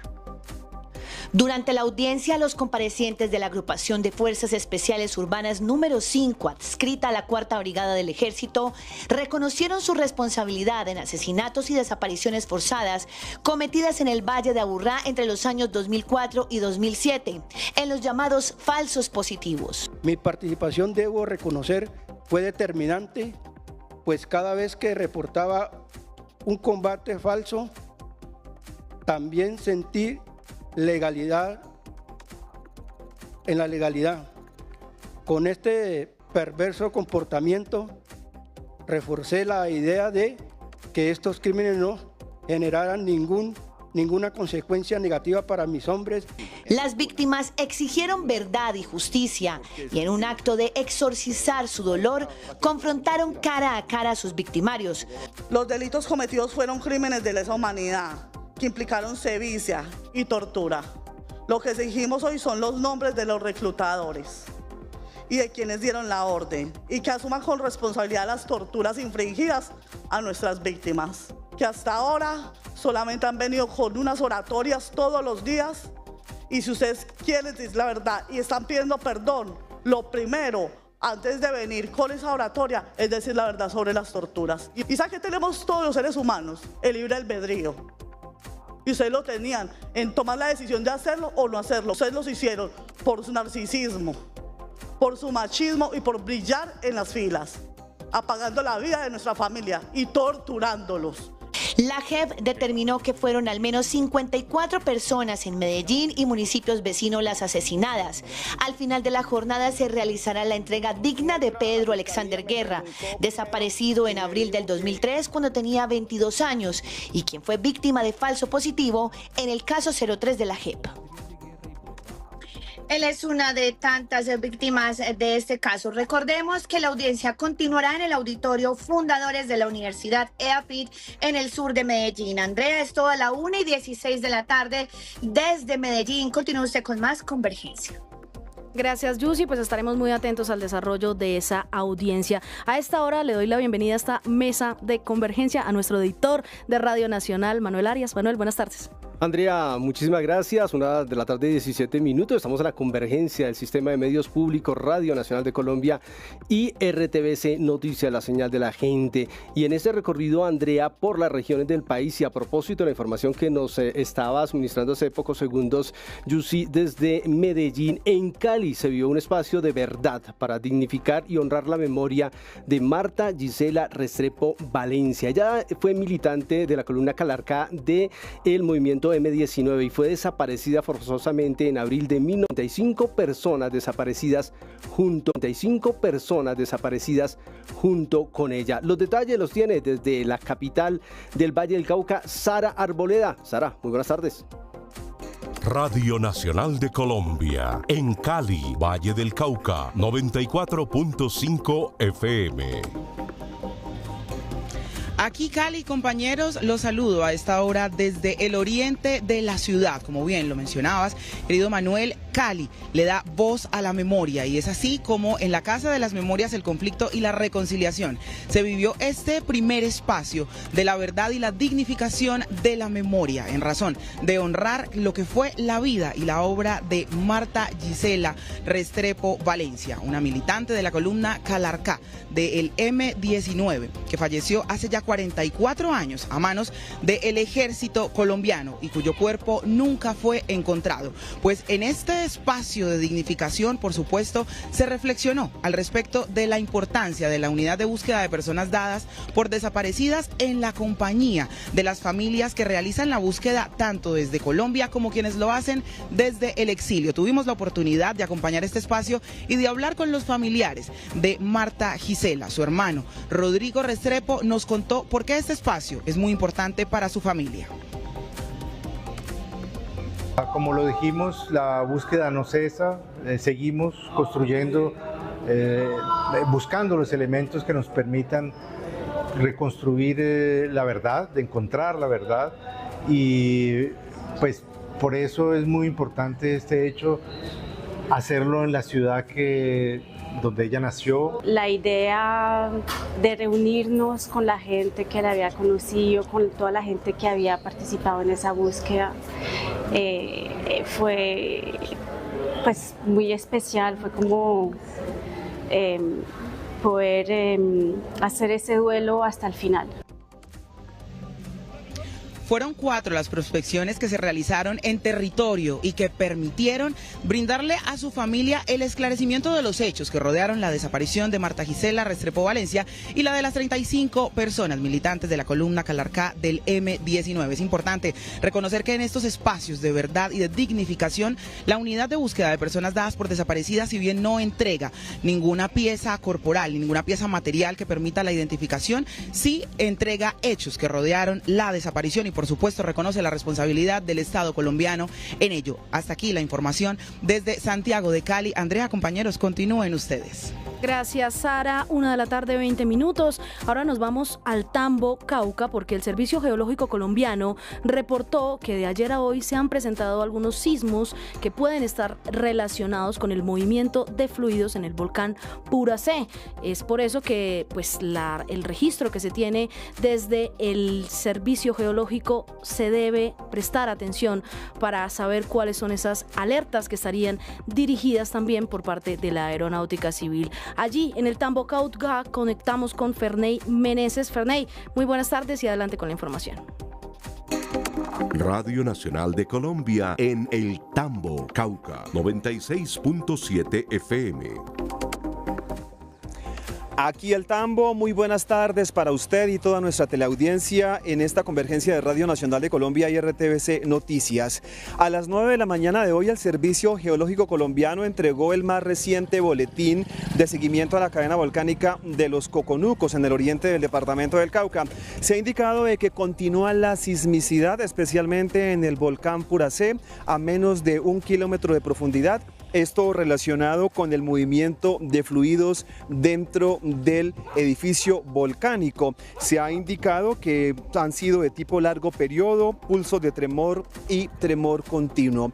También desde el Servicio Geológico Colombiano se ha manifestado de que se presenta fracturamiento de roca a menos de 1 kilómetro del cráter del volcán Puracé y que se ha emitido cenizas en 2 ocasiones. Estos registros de la emisión de cenizas han significado que lleguen columnas hasta de 700 metros de altura, lo que, como usted lo indicaba, pues generó que se emitiera una alerta a la aeronáutica civil por la seguridad aérea en la región. También hay que mencionar que en las últimas horas se ha detectado satelitalmente la emisión de dióxido de azufre emitido a la atmósfera, elemento que se ha dispersado por el movimiento de los vientos. Desde el Servicio Geológico Colombiano también se ha reiterado que se mantiene la alerta naranja, se ha invitado a continuar con las medidas de mitigación y de prevención, y especialmente a las comunidades de la zona de influencia y también de todo el departamento a informarse con los boletines oficiales que emite la institución. Esa es la información que tenemos por ahora desde el departamento del Cauca. Como RTVC Sistema de Medios Públicos, continuaremos muy pendientes del monitoreo y de todo el comportamiento volcánico en la cadena volcánica de los Cocunucos. Rubén, muchas gracias. Información de servicio muy importante para las comunidades de esta zona allí de influencia del volcán Puracé. 1:23 minutos. Cerramos con una historia de vida, una historia de superación. La parálisis cerebral que le dejó una meningitis no fue un obstáculo para que Luis Miguel Rodríguez saliera adelante hoy. Gracias a su disciplina, perseverancia y amor por el taekwondo, este hombre se desempeña como instructor de deporte en el municipio de Agustín Codazzi, en el departamento del Cesar, convirtiéndose en un ejemplo de superación y resiliencia para su comunidad. Dagoberto Mata, nuestro compañero allí en nuestra emisora de Paz, en Agustín Codazzi, nos tiene los detalles de esta historia de vida. Dago. Radio Nacional de Colombia, en Agustín Codazzi, Cesar 106.3 FM. Aquí Agustín Codazzi, compañero, buenas tardes, los saludos desde los 106.3 FM, emisora de Paz en este municipio. Y aquí la noticia tiene que ver con la historia de vida de Luis Miguel Rodríguez Navarro, un deportista adaptado de alto rendimiento que hoy es ejemplo de superación no solo para las personas que tienen una condición de discapacidad, sino para todas esas personas que hoy quieren cumplir sus sueños. Pero escuchemos más en el siguiente informe. La vida puso a prueba a Luis Miguel Navarro desde muy pequeño. Una meningitis le dejó como consecuencia una parálisis cerebral, una condición que pudo marcar su destino, pero no sus sueños. Mientras otros veían límites, él encontró en el taekwondo un camino para levantarse, fortalecerse y creer que sí es posible. Llego a ser entrenador de taekwondo por la necesidad de enseñar, más que por mí, por los niños, por los adolescentes y jóvenes de nuestro municipio de Agustín Codazzi. Pero la historia de Luis Miguel no se quedó solo en su esfuerzo personal. Cada paso que da en un escenario deportivo es también un mensaje para quienes lo observan desde la orilla, para los niños que llegan con miedo y para los jóvenes que buscan un referente. Es técnico y tecnólogo en computación y además cinturón negro en para-taekwondo. La invitación más grande que yo les hago es que nunca se rindan. Siempre miren sus metas y objetivos y alcáncenlo. Luis Miguel tendrá la oportunidad el próximo año de trabajar para los Juegos Parasuramenos Valledupar 2026 como Sport Manager de Paracycling, modalidad deportiva que se estará llevando a cabo en el municipio de Agustín Codazzi.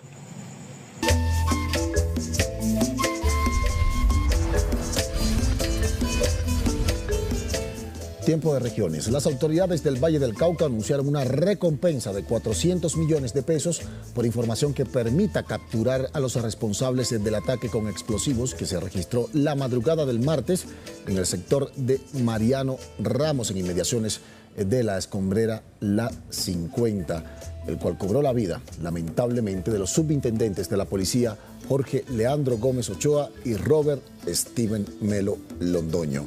Daniela Helado tiene toda la información. Daniela, adelante, te saludo.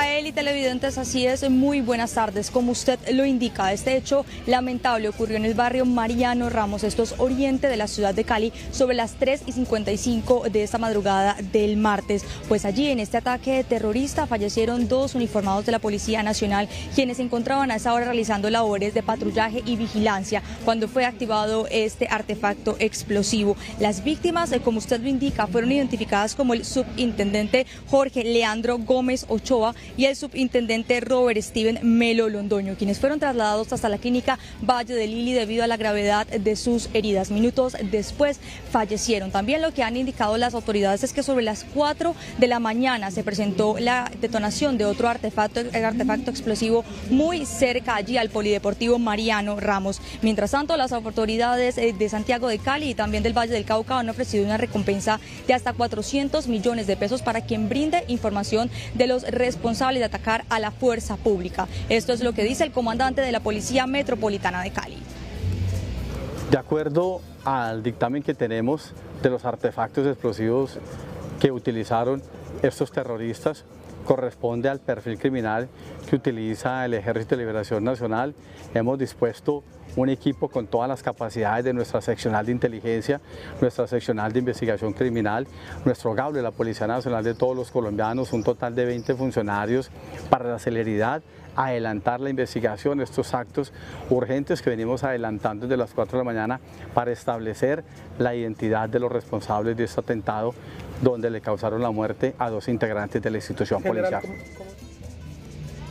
Gracias. Y en las próximas horas se espera la llegada de más de 100 uniformados de la Policía Nacional para reforzar la seguridad en Santiago de Cali. Catalina y televidentes, esta es toda la información desde aquí, desde la capital del Valle del Cauca. Ahora sí, Daniela, me despido de usted, que tenga una feliz tarde. Ahora nos vamos para Bucaramanga porque comunidades campesinas de Los Santos, Santander, lideran una ruta turística que acerca a sus conocimientos con la nacuma y el tabaco. Esta muestra busca generar una lucha por sus derechos al agua y a la tierra. Esto ante las empresas que los mantienen aislados. Ruth Helves, usted tiene más información, adelante. Así es, Catalina, pues les cuento a ustedes que desde Los Santos, Santander, se viene trabajando por parte de las comunidades campesinas un desarrollo en búsqueda de proteger tanto fuentes hídricas como el territorio. Esto con el fin de no quedar expuestos y finalmente sin agua ni acceso a estos recursos naturales. Esta es una historia que recogimos desde RTVC Noticias.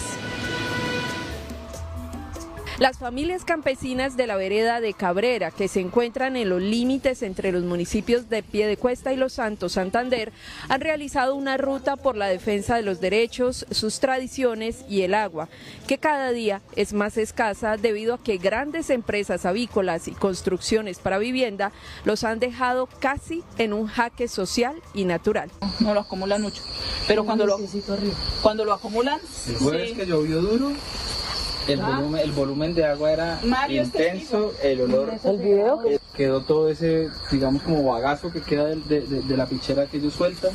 Y lo que dice Amparito, ¿no? Aprovechan las pocas temporadas de lluvia para descargar ese lixiviado. Los senderos campesinos del río Manco buscan acercar a los ciudadanos a la vía del campo, la tradicional y la protección de una planta llamada nacuma y tabaco en esta zona de Santander. Los senderos de esta vereda para recuperar historia asociada no solo al tejido social y comunitario de esta vereda, sino para conversar en torno a la nacuma como fibra natural que hoy se ha convertido en posibilidad para la materialización de condiciones de vida digna. Con este pilotaje se quiere dar muestra de la conservación de las fuentes de agua, espacios naturales para todas y todos y no para la captación de empresas avícolas que desde hace años no han trabajado de la mano con las comunidades campesinas de la zona. El desarrollo de esta ruta se logra gracias al apoyo del Ministerio de Cultura, las Artes y los Saberes, pero también al conocimiento y el trabajo que las mismas comunidades han puesto para que muchos ciudadanos, no solo de Bucaramanga, sino de Santander y Colombia, entiendan la problemática y la defensa del derecho al agua y al territorio. Es así que con esta noticia finalizamos también desde este departamento y desde Bucaramanga para RTVC Noticias en Señal Colombia.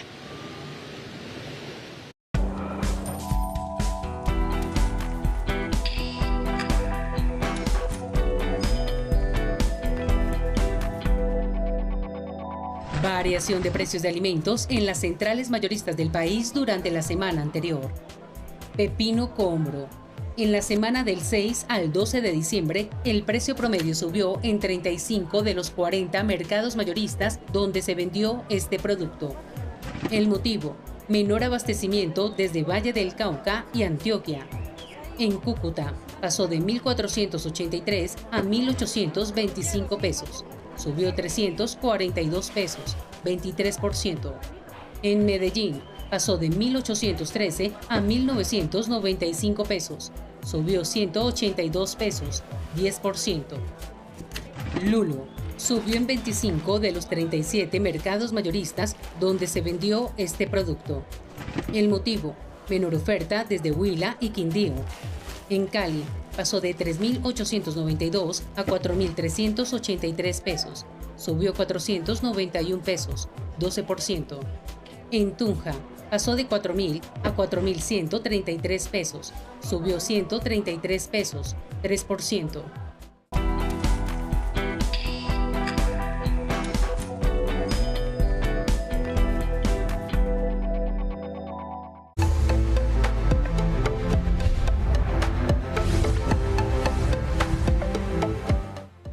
Bueno, Monseñor Luis José Rueda Aparicio, cardenal de Colombia, hizo un llamado a los violentos porque los colombianos esperamos pasar una Navidad en paz.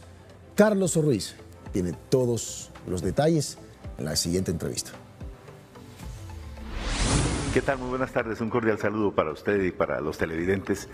Estamos hoy comenzando la novena, que son los 9 días anteriores que celebramos los católicos para recordar el nacimiento del niño Dios, el niño Jesús.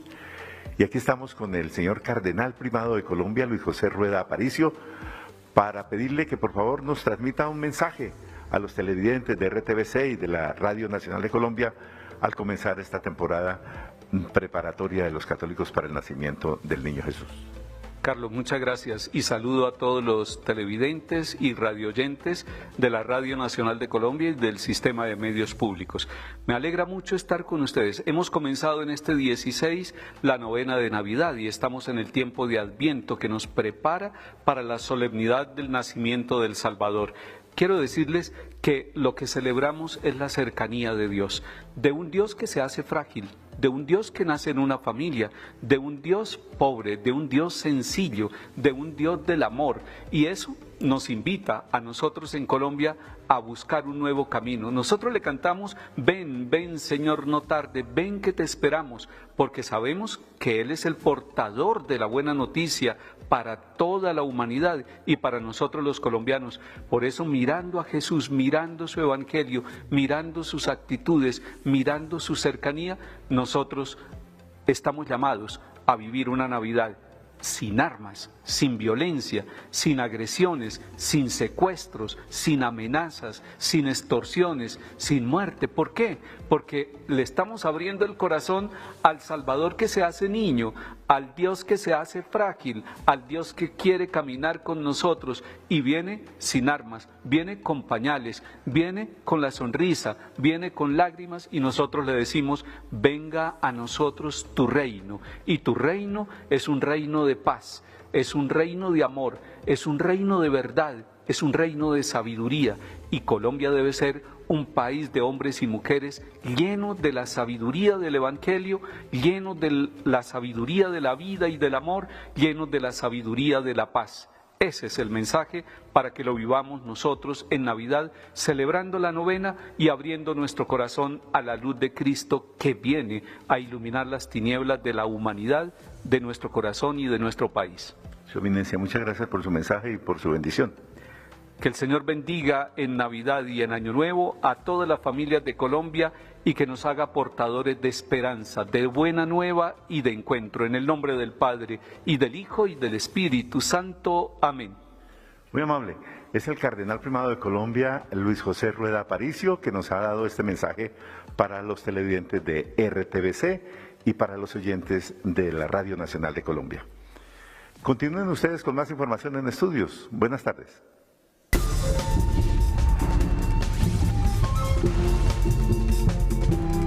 1:36 de la tarde, luego de que el Congreso de la República aprobara la reforma a la Ley 30, que cambia el modelo de financiación de la educación superior pública, el Ministerio de Educación anunció que ya está listo para radicar la reforma integral, un segundo paso para continuar avanzando en el objetivo de ver la educación como un derecho. Bajo este nuevo panorama, se espera que la reforma asegure un incremento anual en los fondos destinados a las universidades públicas, lo que se traducirá en la continuidad de otros proyectos del Gobierno del Cambio, como la gratuidad en las matrículas o la ampliación general de la cobertura educativa. A todas y a todos los estudiantes de la universidad pública les anuncio que el Ministerio de Educación Nacional está listo para radicar ante este Congreso la reforma integral, que es el segundo paso a la Ley 30, para que se convierta el derecho en derecho y no en negocio. La aprobación de este proyecto de ley involucra a 32 instituciones técnicas y tecnológicas que estaban por fuera de la Ley 30, por fuera de los esquemas de financiación y que hoy van a tener recursos a la base presupuestal. Significará la posibilidad de abrir cupos para nuevas y nuevos estudiantes. Significará la posibilidad de tener una infraestructura física y tecnológica adecuada. Significará la posibilidad de descongelar las plantas docentes y administrativas. Significará la posibilidad de dignificar el trabajo de todas y todos los integrantes de la comunidad universitaria. Con la entrada en vigencia de la reforma, el Ministerio calcula que en 2027 el sistema recibirá cerca de 1 billón de pesos adicionales. Con la aprobación de la reforma, los artículos 86 y 87 de la Ley 30 permite que la infraestructura de las universidades pueda acoger a más estudiantes, que no sea una infraestructura deteriorada y permite que tengamos una educación pública gratuita y de calidad. En 3 años, el presupuesto para las instituciones de educación superior públicas pasó de 5.5 billones de pesos a cerca de 12 billones en 2025. Para 2026, la proyección supera los 13 billones de pesos sin creación de nuevos impuestos. Y en Cali, el Ministerio de Minas y Energía realizó su rendición de cuentas, en la que presentó los avances en la transformación energética para las comunidades vulnerables del país. Por eso nos conectamos con Daniela Henao. Mi querida Daniela, te saludo nuevamente. Adelante. Hola, muy buenas tardes, así es, a esta hora los saludo desde el oriente de la ciudad de Cali, donde se está llevando a cabo esta rendición de cuentas del Ministerio de Minas y Energía. Pero para hablar un poco precisamente de esos avances en materia de transformación energética, yo me encuentro con el ministro de Minas y Energía, Edwin Palma. Ministro, bienvenido a RTVC Noticias. Por favor, cuéntenos estos avances que ustedes le van a comunicar hoy al pueblo caleño y también al pueblo colombiano. Bueno, estamos muy contentos de estar aquí en Cali, donde vamos a demostrar, o ya venimos demostrando, que es posible que la ciudadanía pague 0 pesos en la factura de energía eléctrica. Por eso escogimos este lugar, es decir, para demostrar con hechos lo que hemos hecho desde el sector de minas y energía, por acelerar la transición energética, pero también por llevar energía a la población más vulnerable. Pero creo que también enviamos desde aquí un mensaje muy importante. No nos dejamos atemorizar, no vamos a dejar que el terror, que el miedo, que la sangre sean parte de esta campaña política, que sean parte del diciembre.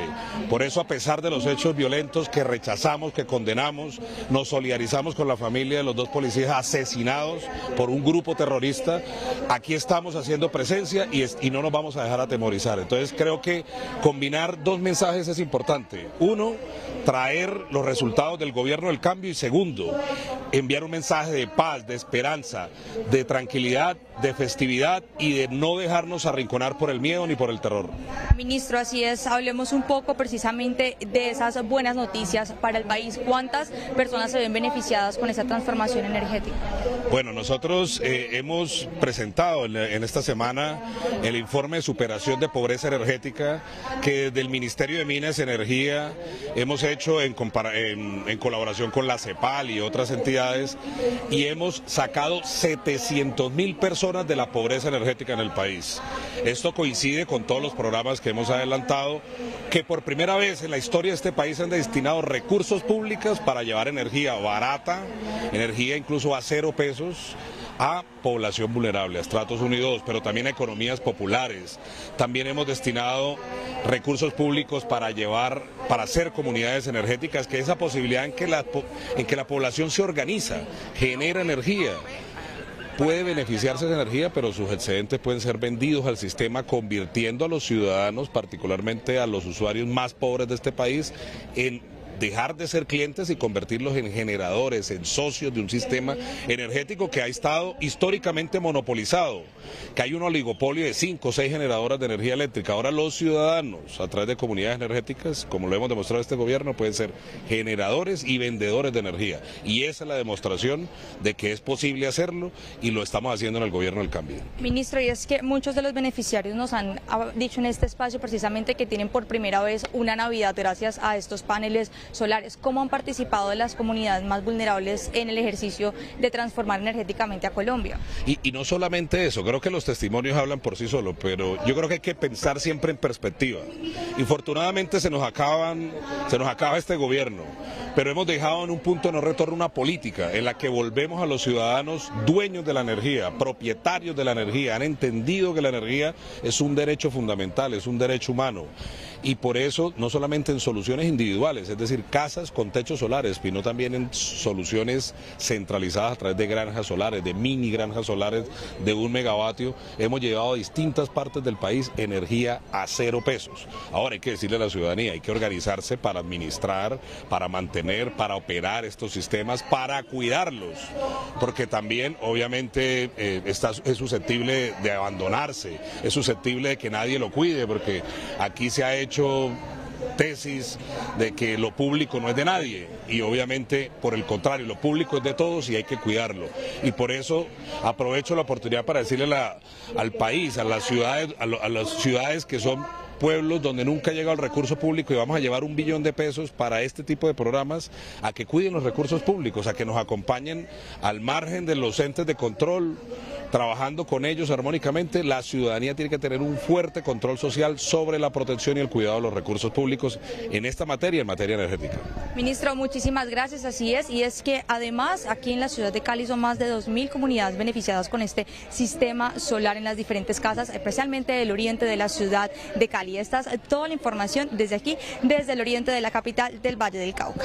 Daniela, gracias por la información.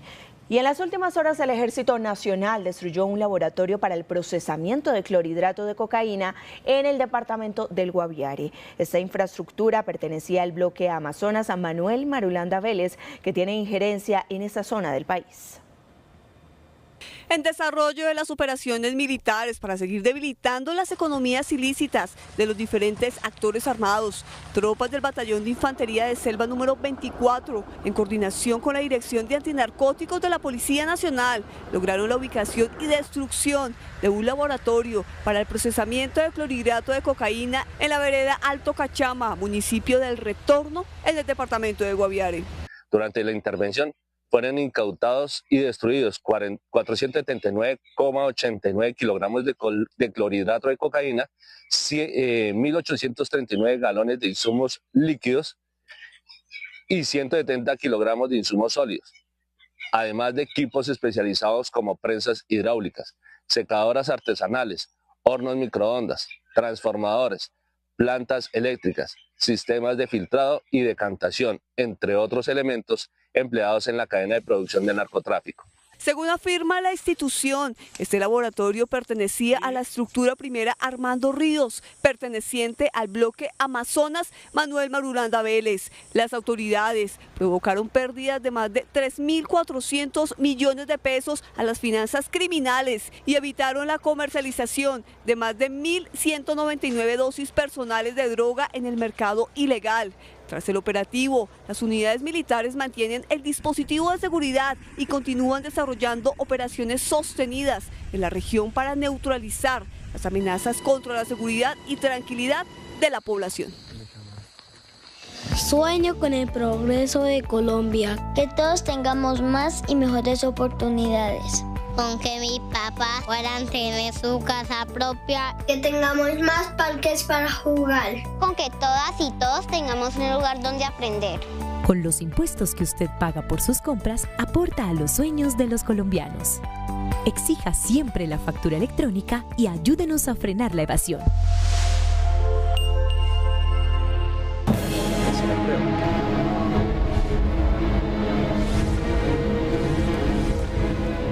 Segunda parte internacional, recuerde que el mundo no se detiene y genera acontecimientos en constante desarrollo. Mire, le cuento. El pasado 9 de diciembre, un avión militar ruso de transporte, modelo An-22, se rompió en 2 pedazos en pleno vuelo antes de caer en la región rusa de Ivanovo. Pero miren esta imagen que se conoció en las últimas horas. Muestra los momentos finales de la aeronave que corresponden a un vuelo de prueba que se estaba efectuando hace, como bien dije, una semana. Los 7 miembros de la tripulación se encontraban a bordo, lamentablemente fallecieron. Los restos fueron recuperados posteriormente en un embalse en las cercanías del sitio del accidente. El Ministerio de Defensa ruso informó que el comité de investigación de ese país abrió un caso penal relacionado con la violación de las normas para la preparación del vuelo, donde se evidenciaron varias irregularidades. Les cuento que el avión era el último ejemplar de este modelo de la casa Antonov, con más de 50 años de servicio. Y la policía australiana investiga como un atentado terrorista el tiroteo ocurrido en el domingo pasado en Bondi Beach, Sydney, que dejó 15 muertos y más de 40 heridos durante una celebración de Hanukkah. El primer ministro Anthony Albanese afirmó que padre e hijo actuaron presuntamente motivados por la ideología del Estado Islámico y por antisemitismo. Zahid Akram, ciudadano residente en Australia desde el año 1998, fue abatido por la policía mientras su hijo Naved, australiano de 24 años, pertenece en coma bajo custodia. En un vehículo vinculado al ataque se hallaron explosivos improvisados y banderas de ISIS. Las autoridades analizan viajes recientes a Filipinas y revisan fallas en los controles de armas, mientras líderes judíos reclaman mayores medidas de protección tras el ataque armado. Lamentable que aún sucedan estas cosas. Y la cadena británica BBC anunció que se defenderá de la demanda presentada por el presidente de los Estados Unidos de Norteamérica, Donald J. Trump, quien reclama unos $10.000 millones por una presunta difamación relacionada con la edición de uno de sus discursos del año 2021. Trump sostiene que un reportaje del programa Panorama utilizó un montaje engañoso que alteró el sentido de sus palabras previas al asalto al Capitolio. La acción judicial fue presentada en un tribunal federal de Miami e incluye 2 cargos, cada uno con una reclamación mínima de $5.000 millones. La British Broadcasting Corporation afirmó que no comentará el proceso en curso, aunque reiteró que rechaza las acusaciones. El caso provocó, óigame, la dimisión de altos directivos del medio de comunicación hace semanas atrás.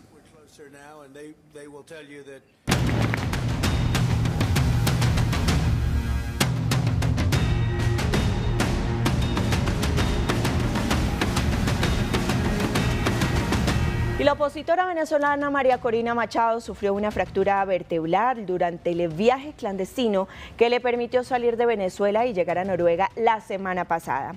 Machado, de 58 años, abandonó el país tras permanecer en la clandestinidad luego de denunciar fraude en las presidenciales de 2024. Según reportes, la salida se realizó mediante una compleja operación que incluyó traslados terrestres y marítimos hasta Curazao. Antes de volar a Oslo, Machado llegó de madrugada y no pudo asistir a la ceremonia, donde fue representada precisamente por su hija. La lesión fue confirmada por su equipo tras una evaluación médica en un hospital noruego. Su portavoz aseguró que por el momento no se dará más información acerca de ese impasse médico. Del 22 de octubre del 2023. Justo esa foto se requiere. Y la presidenta de Honduras, Xiomara Castro, advirtió sobre una presunta preparación de un golpe de Estado contra su gobierno, que atribuyó al expresidente Juan Orlando Hernández en coordinación con Washington, esto en palabras de la mandataria. En un mensaje difundido en la red social X, la presidenta afirmó contar con información de inteligencia que señala un plan para que Hernández ingrese al país y proclame al ganador de las elecciones del 30 de noviembre pasados sin un recuento voto por voto. Castro vinculó el indulto otorgado a Hernández por el presidente de Estados Unidos como, abro comillas, una estrategia de injerencia electoral y apoyo al candidato opositor Nacy Rías Fura. La jefa de Estado pidió respaldo ciudadano pacífico para defender el orden constitucional tras la denuncia. Las Fuerzas Armadas del país reiteraron públicamente su lealtad al gobierno y su compromiso con la estabilidad democrática. Recordemos que Honduras ha tenido un pasado muy complejo con los golpes de Estado. El esposo de Xiomara fue víctima de uno de ellos.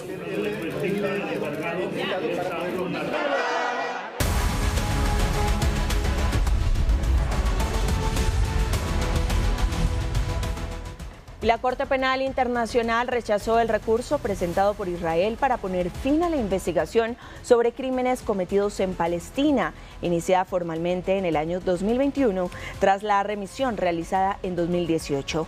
El tribunal resolvió que el proceso continuará sin reiniciar plazos ni procedimientos. Además, ratificó el alcance de las órdenes de arresto contra el primer ministro Benjamin Netanyahu y el exministro de Defensa Yoav Gallant. La CPI además concluyó que los hechos recientes guardan relación directa con las políticas previamente denunciadas. Decisiones que construyen futuros tranquilos. Haz tu doble asesoría y cambia hasta el fondo. Pásate a Colpensiones. Sueño con el progreso de Colombia, que todos tengamos más y mejores oportunidades. Con que mi papá pueda tener su casa propia. Que tengamos más parques para jugar. Con que todas y todos tengamos un lugar donde aprender. Con los impuestos que usted paga por sus compras, aporta a los sueños de los colombianos. Exija siempre la factura electrónica y ayúdenos a frenar la evasión.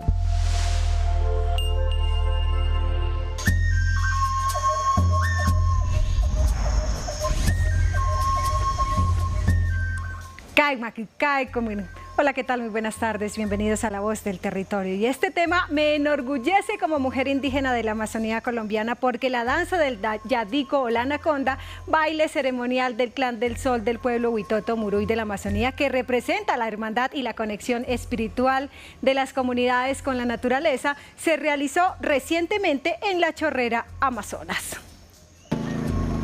Llegamos a la comunidad de Milán en La Chorrera, Amazonas, un espacio donde conviven los hijos del Clan del Sol o Jitómagaro. La bienvenida fue con caguana, una bebida a base de yuca para endulzar la palabra.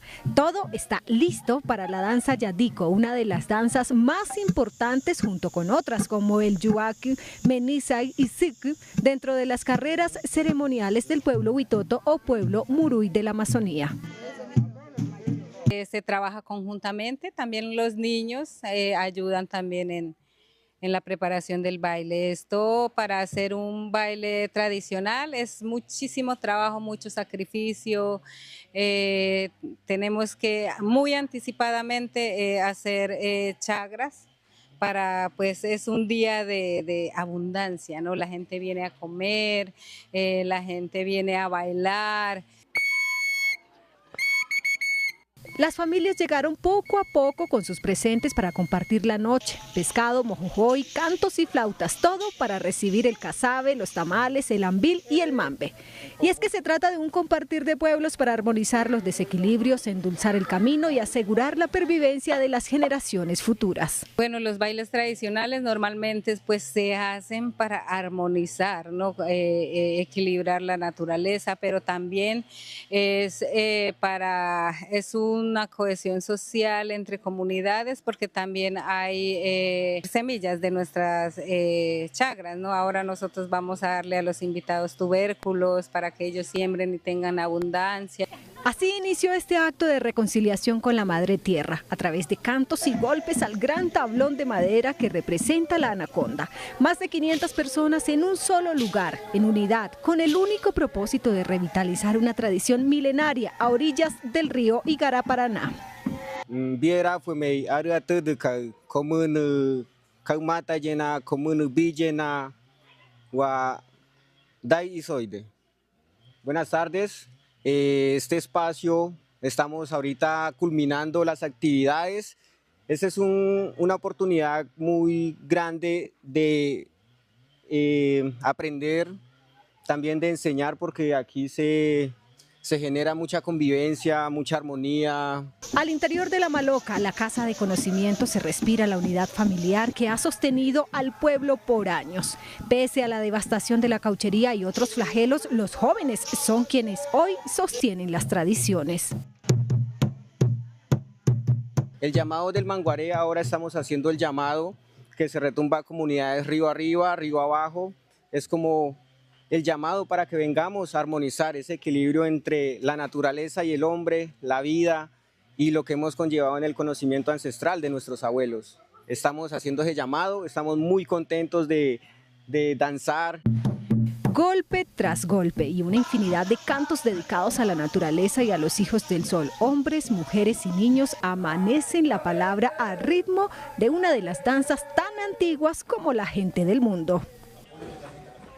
Y en Puerto Gaitán Meta, la comunidad de Barrulia del pueblo indígena Sicuani permanece desde el año 2024 en un polideportivo, luego de haber sido desalojada del predio Villa Esperanza, un espacio que no fue pensado para vivir ni para resistir las consecuencias de un desalojo forzado que ya supera los 18 meses.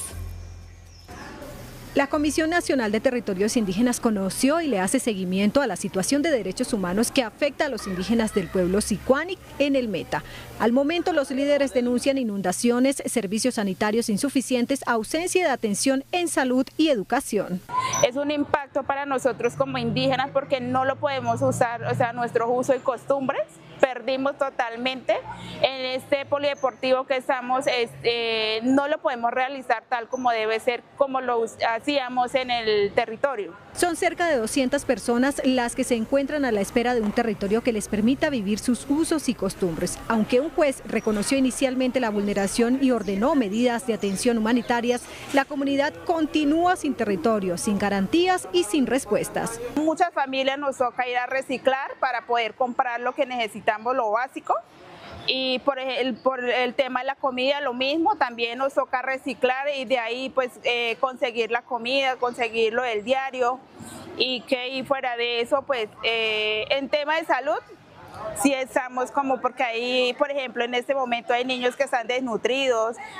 Entre tanto, los predios Cuba Libre y Campo Alegre, protegidos ancestralmente bajo el decreto 2333 de 2024, siguen sin ser entregados, lo que prolonga el desarraigo e incertidumbre de la comunidad. Cuando llegamos aquí, ninguna garantía, nos dejaron botados.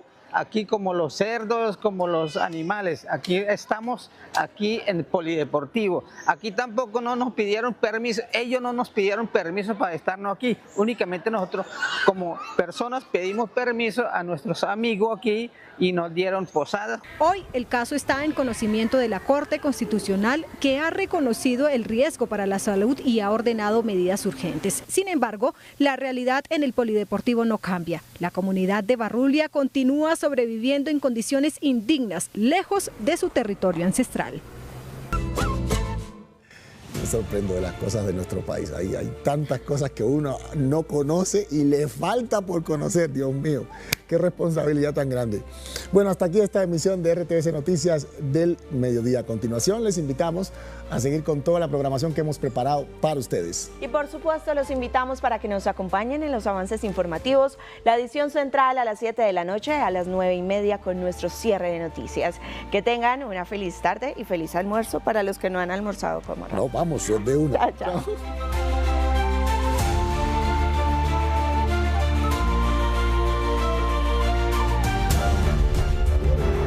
RTVC Noticias, la señal de la paz.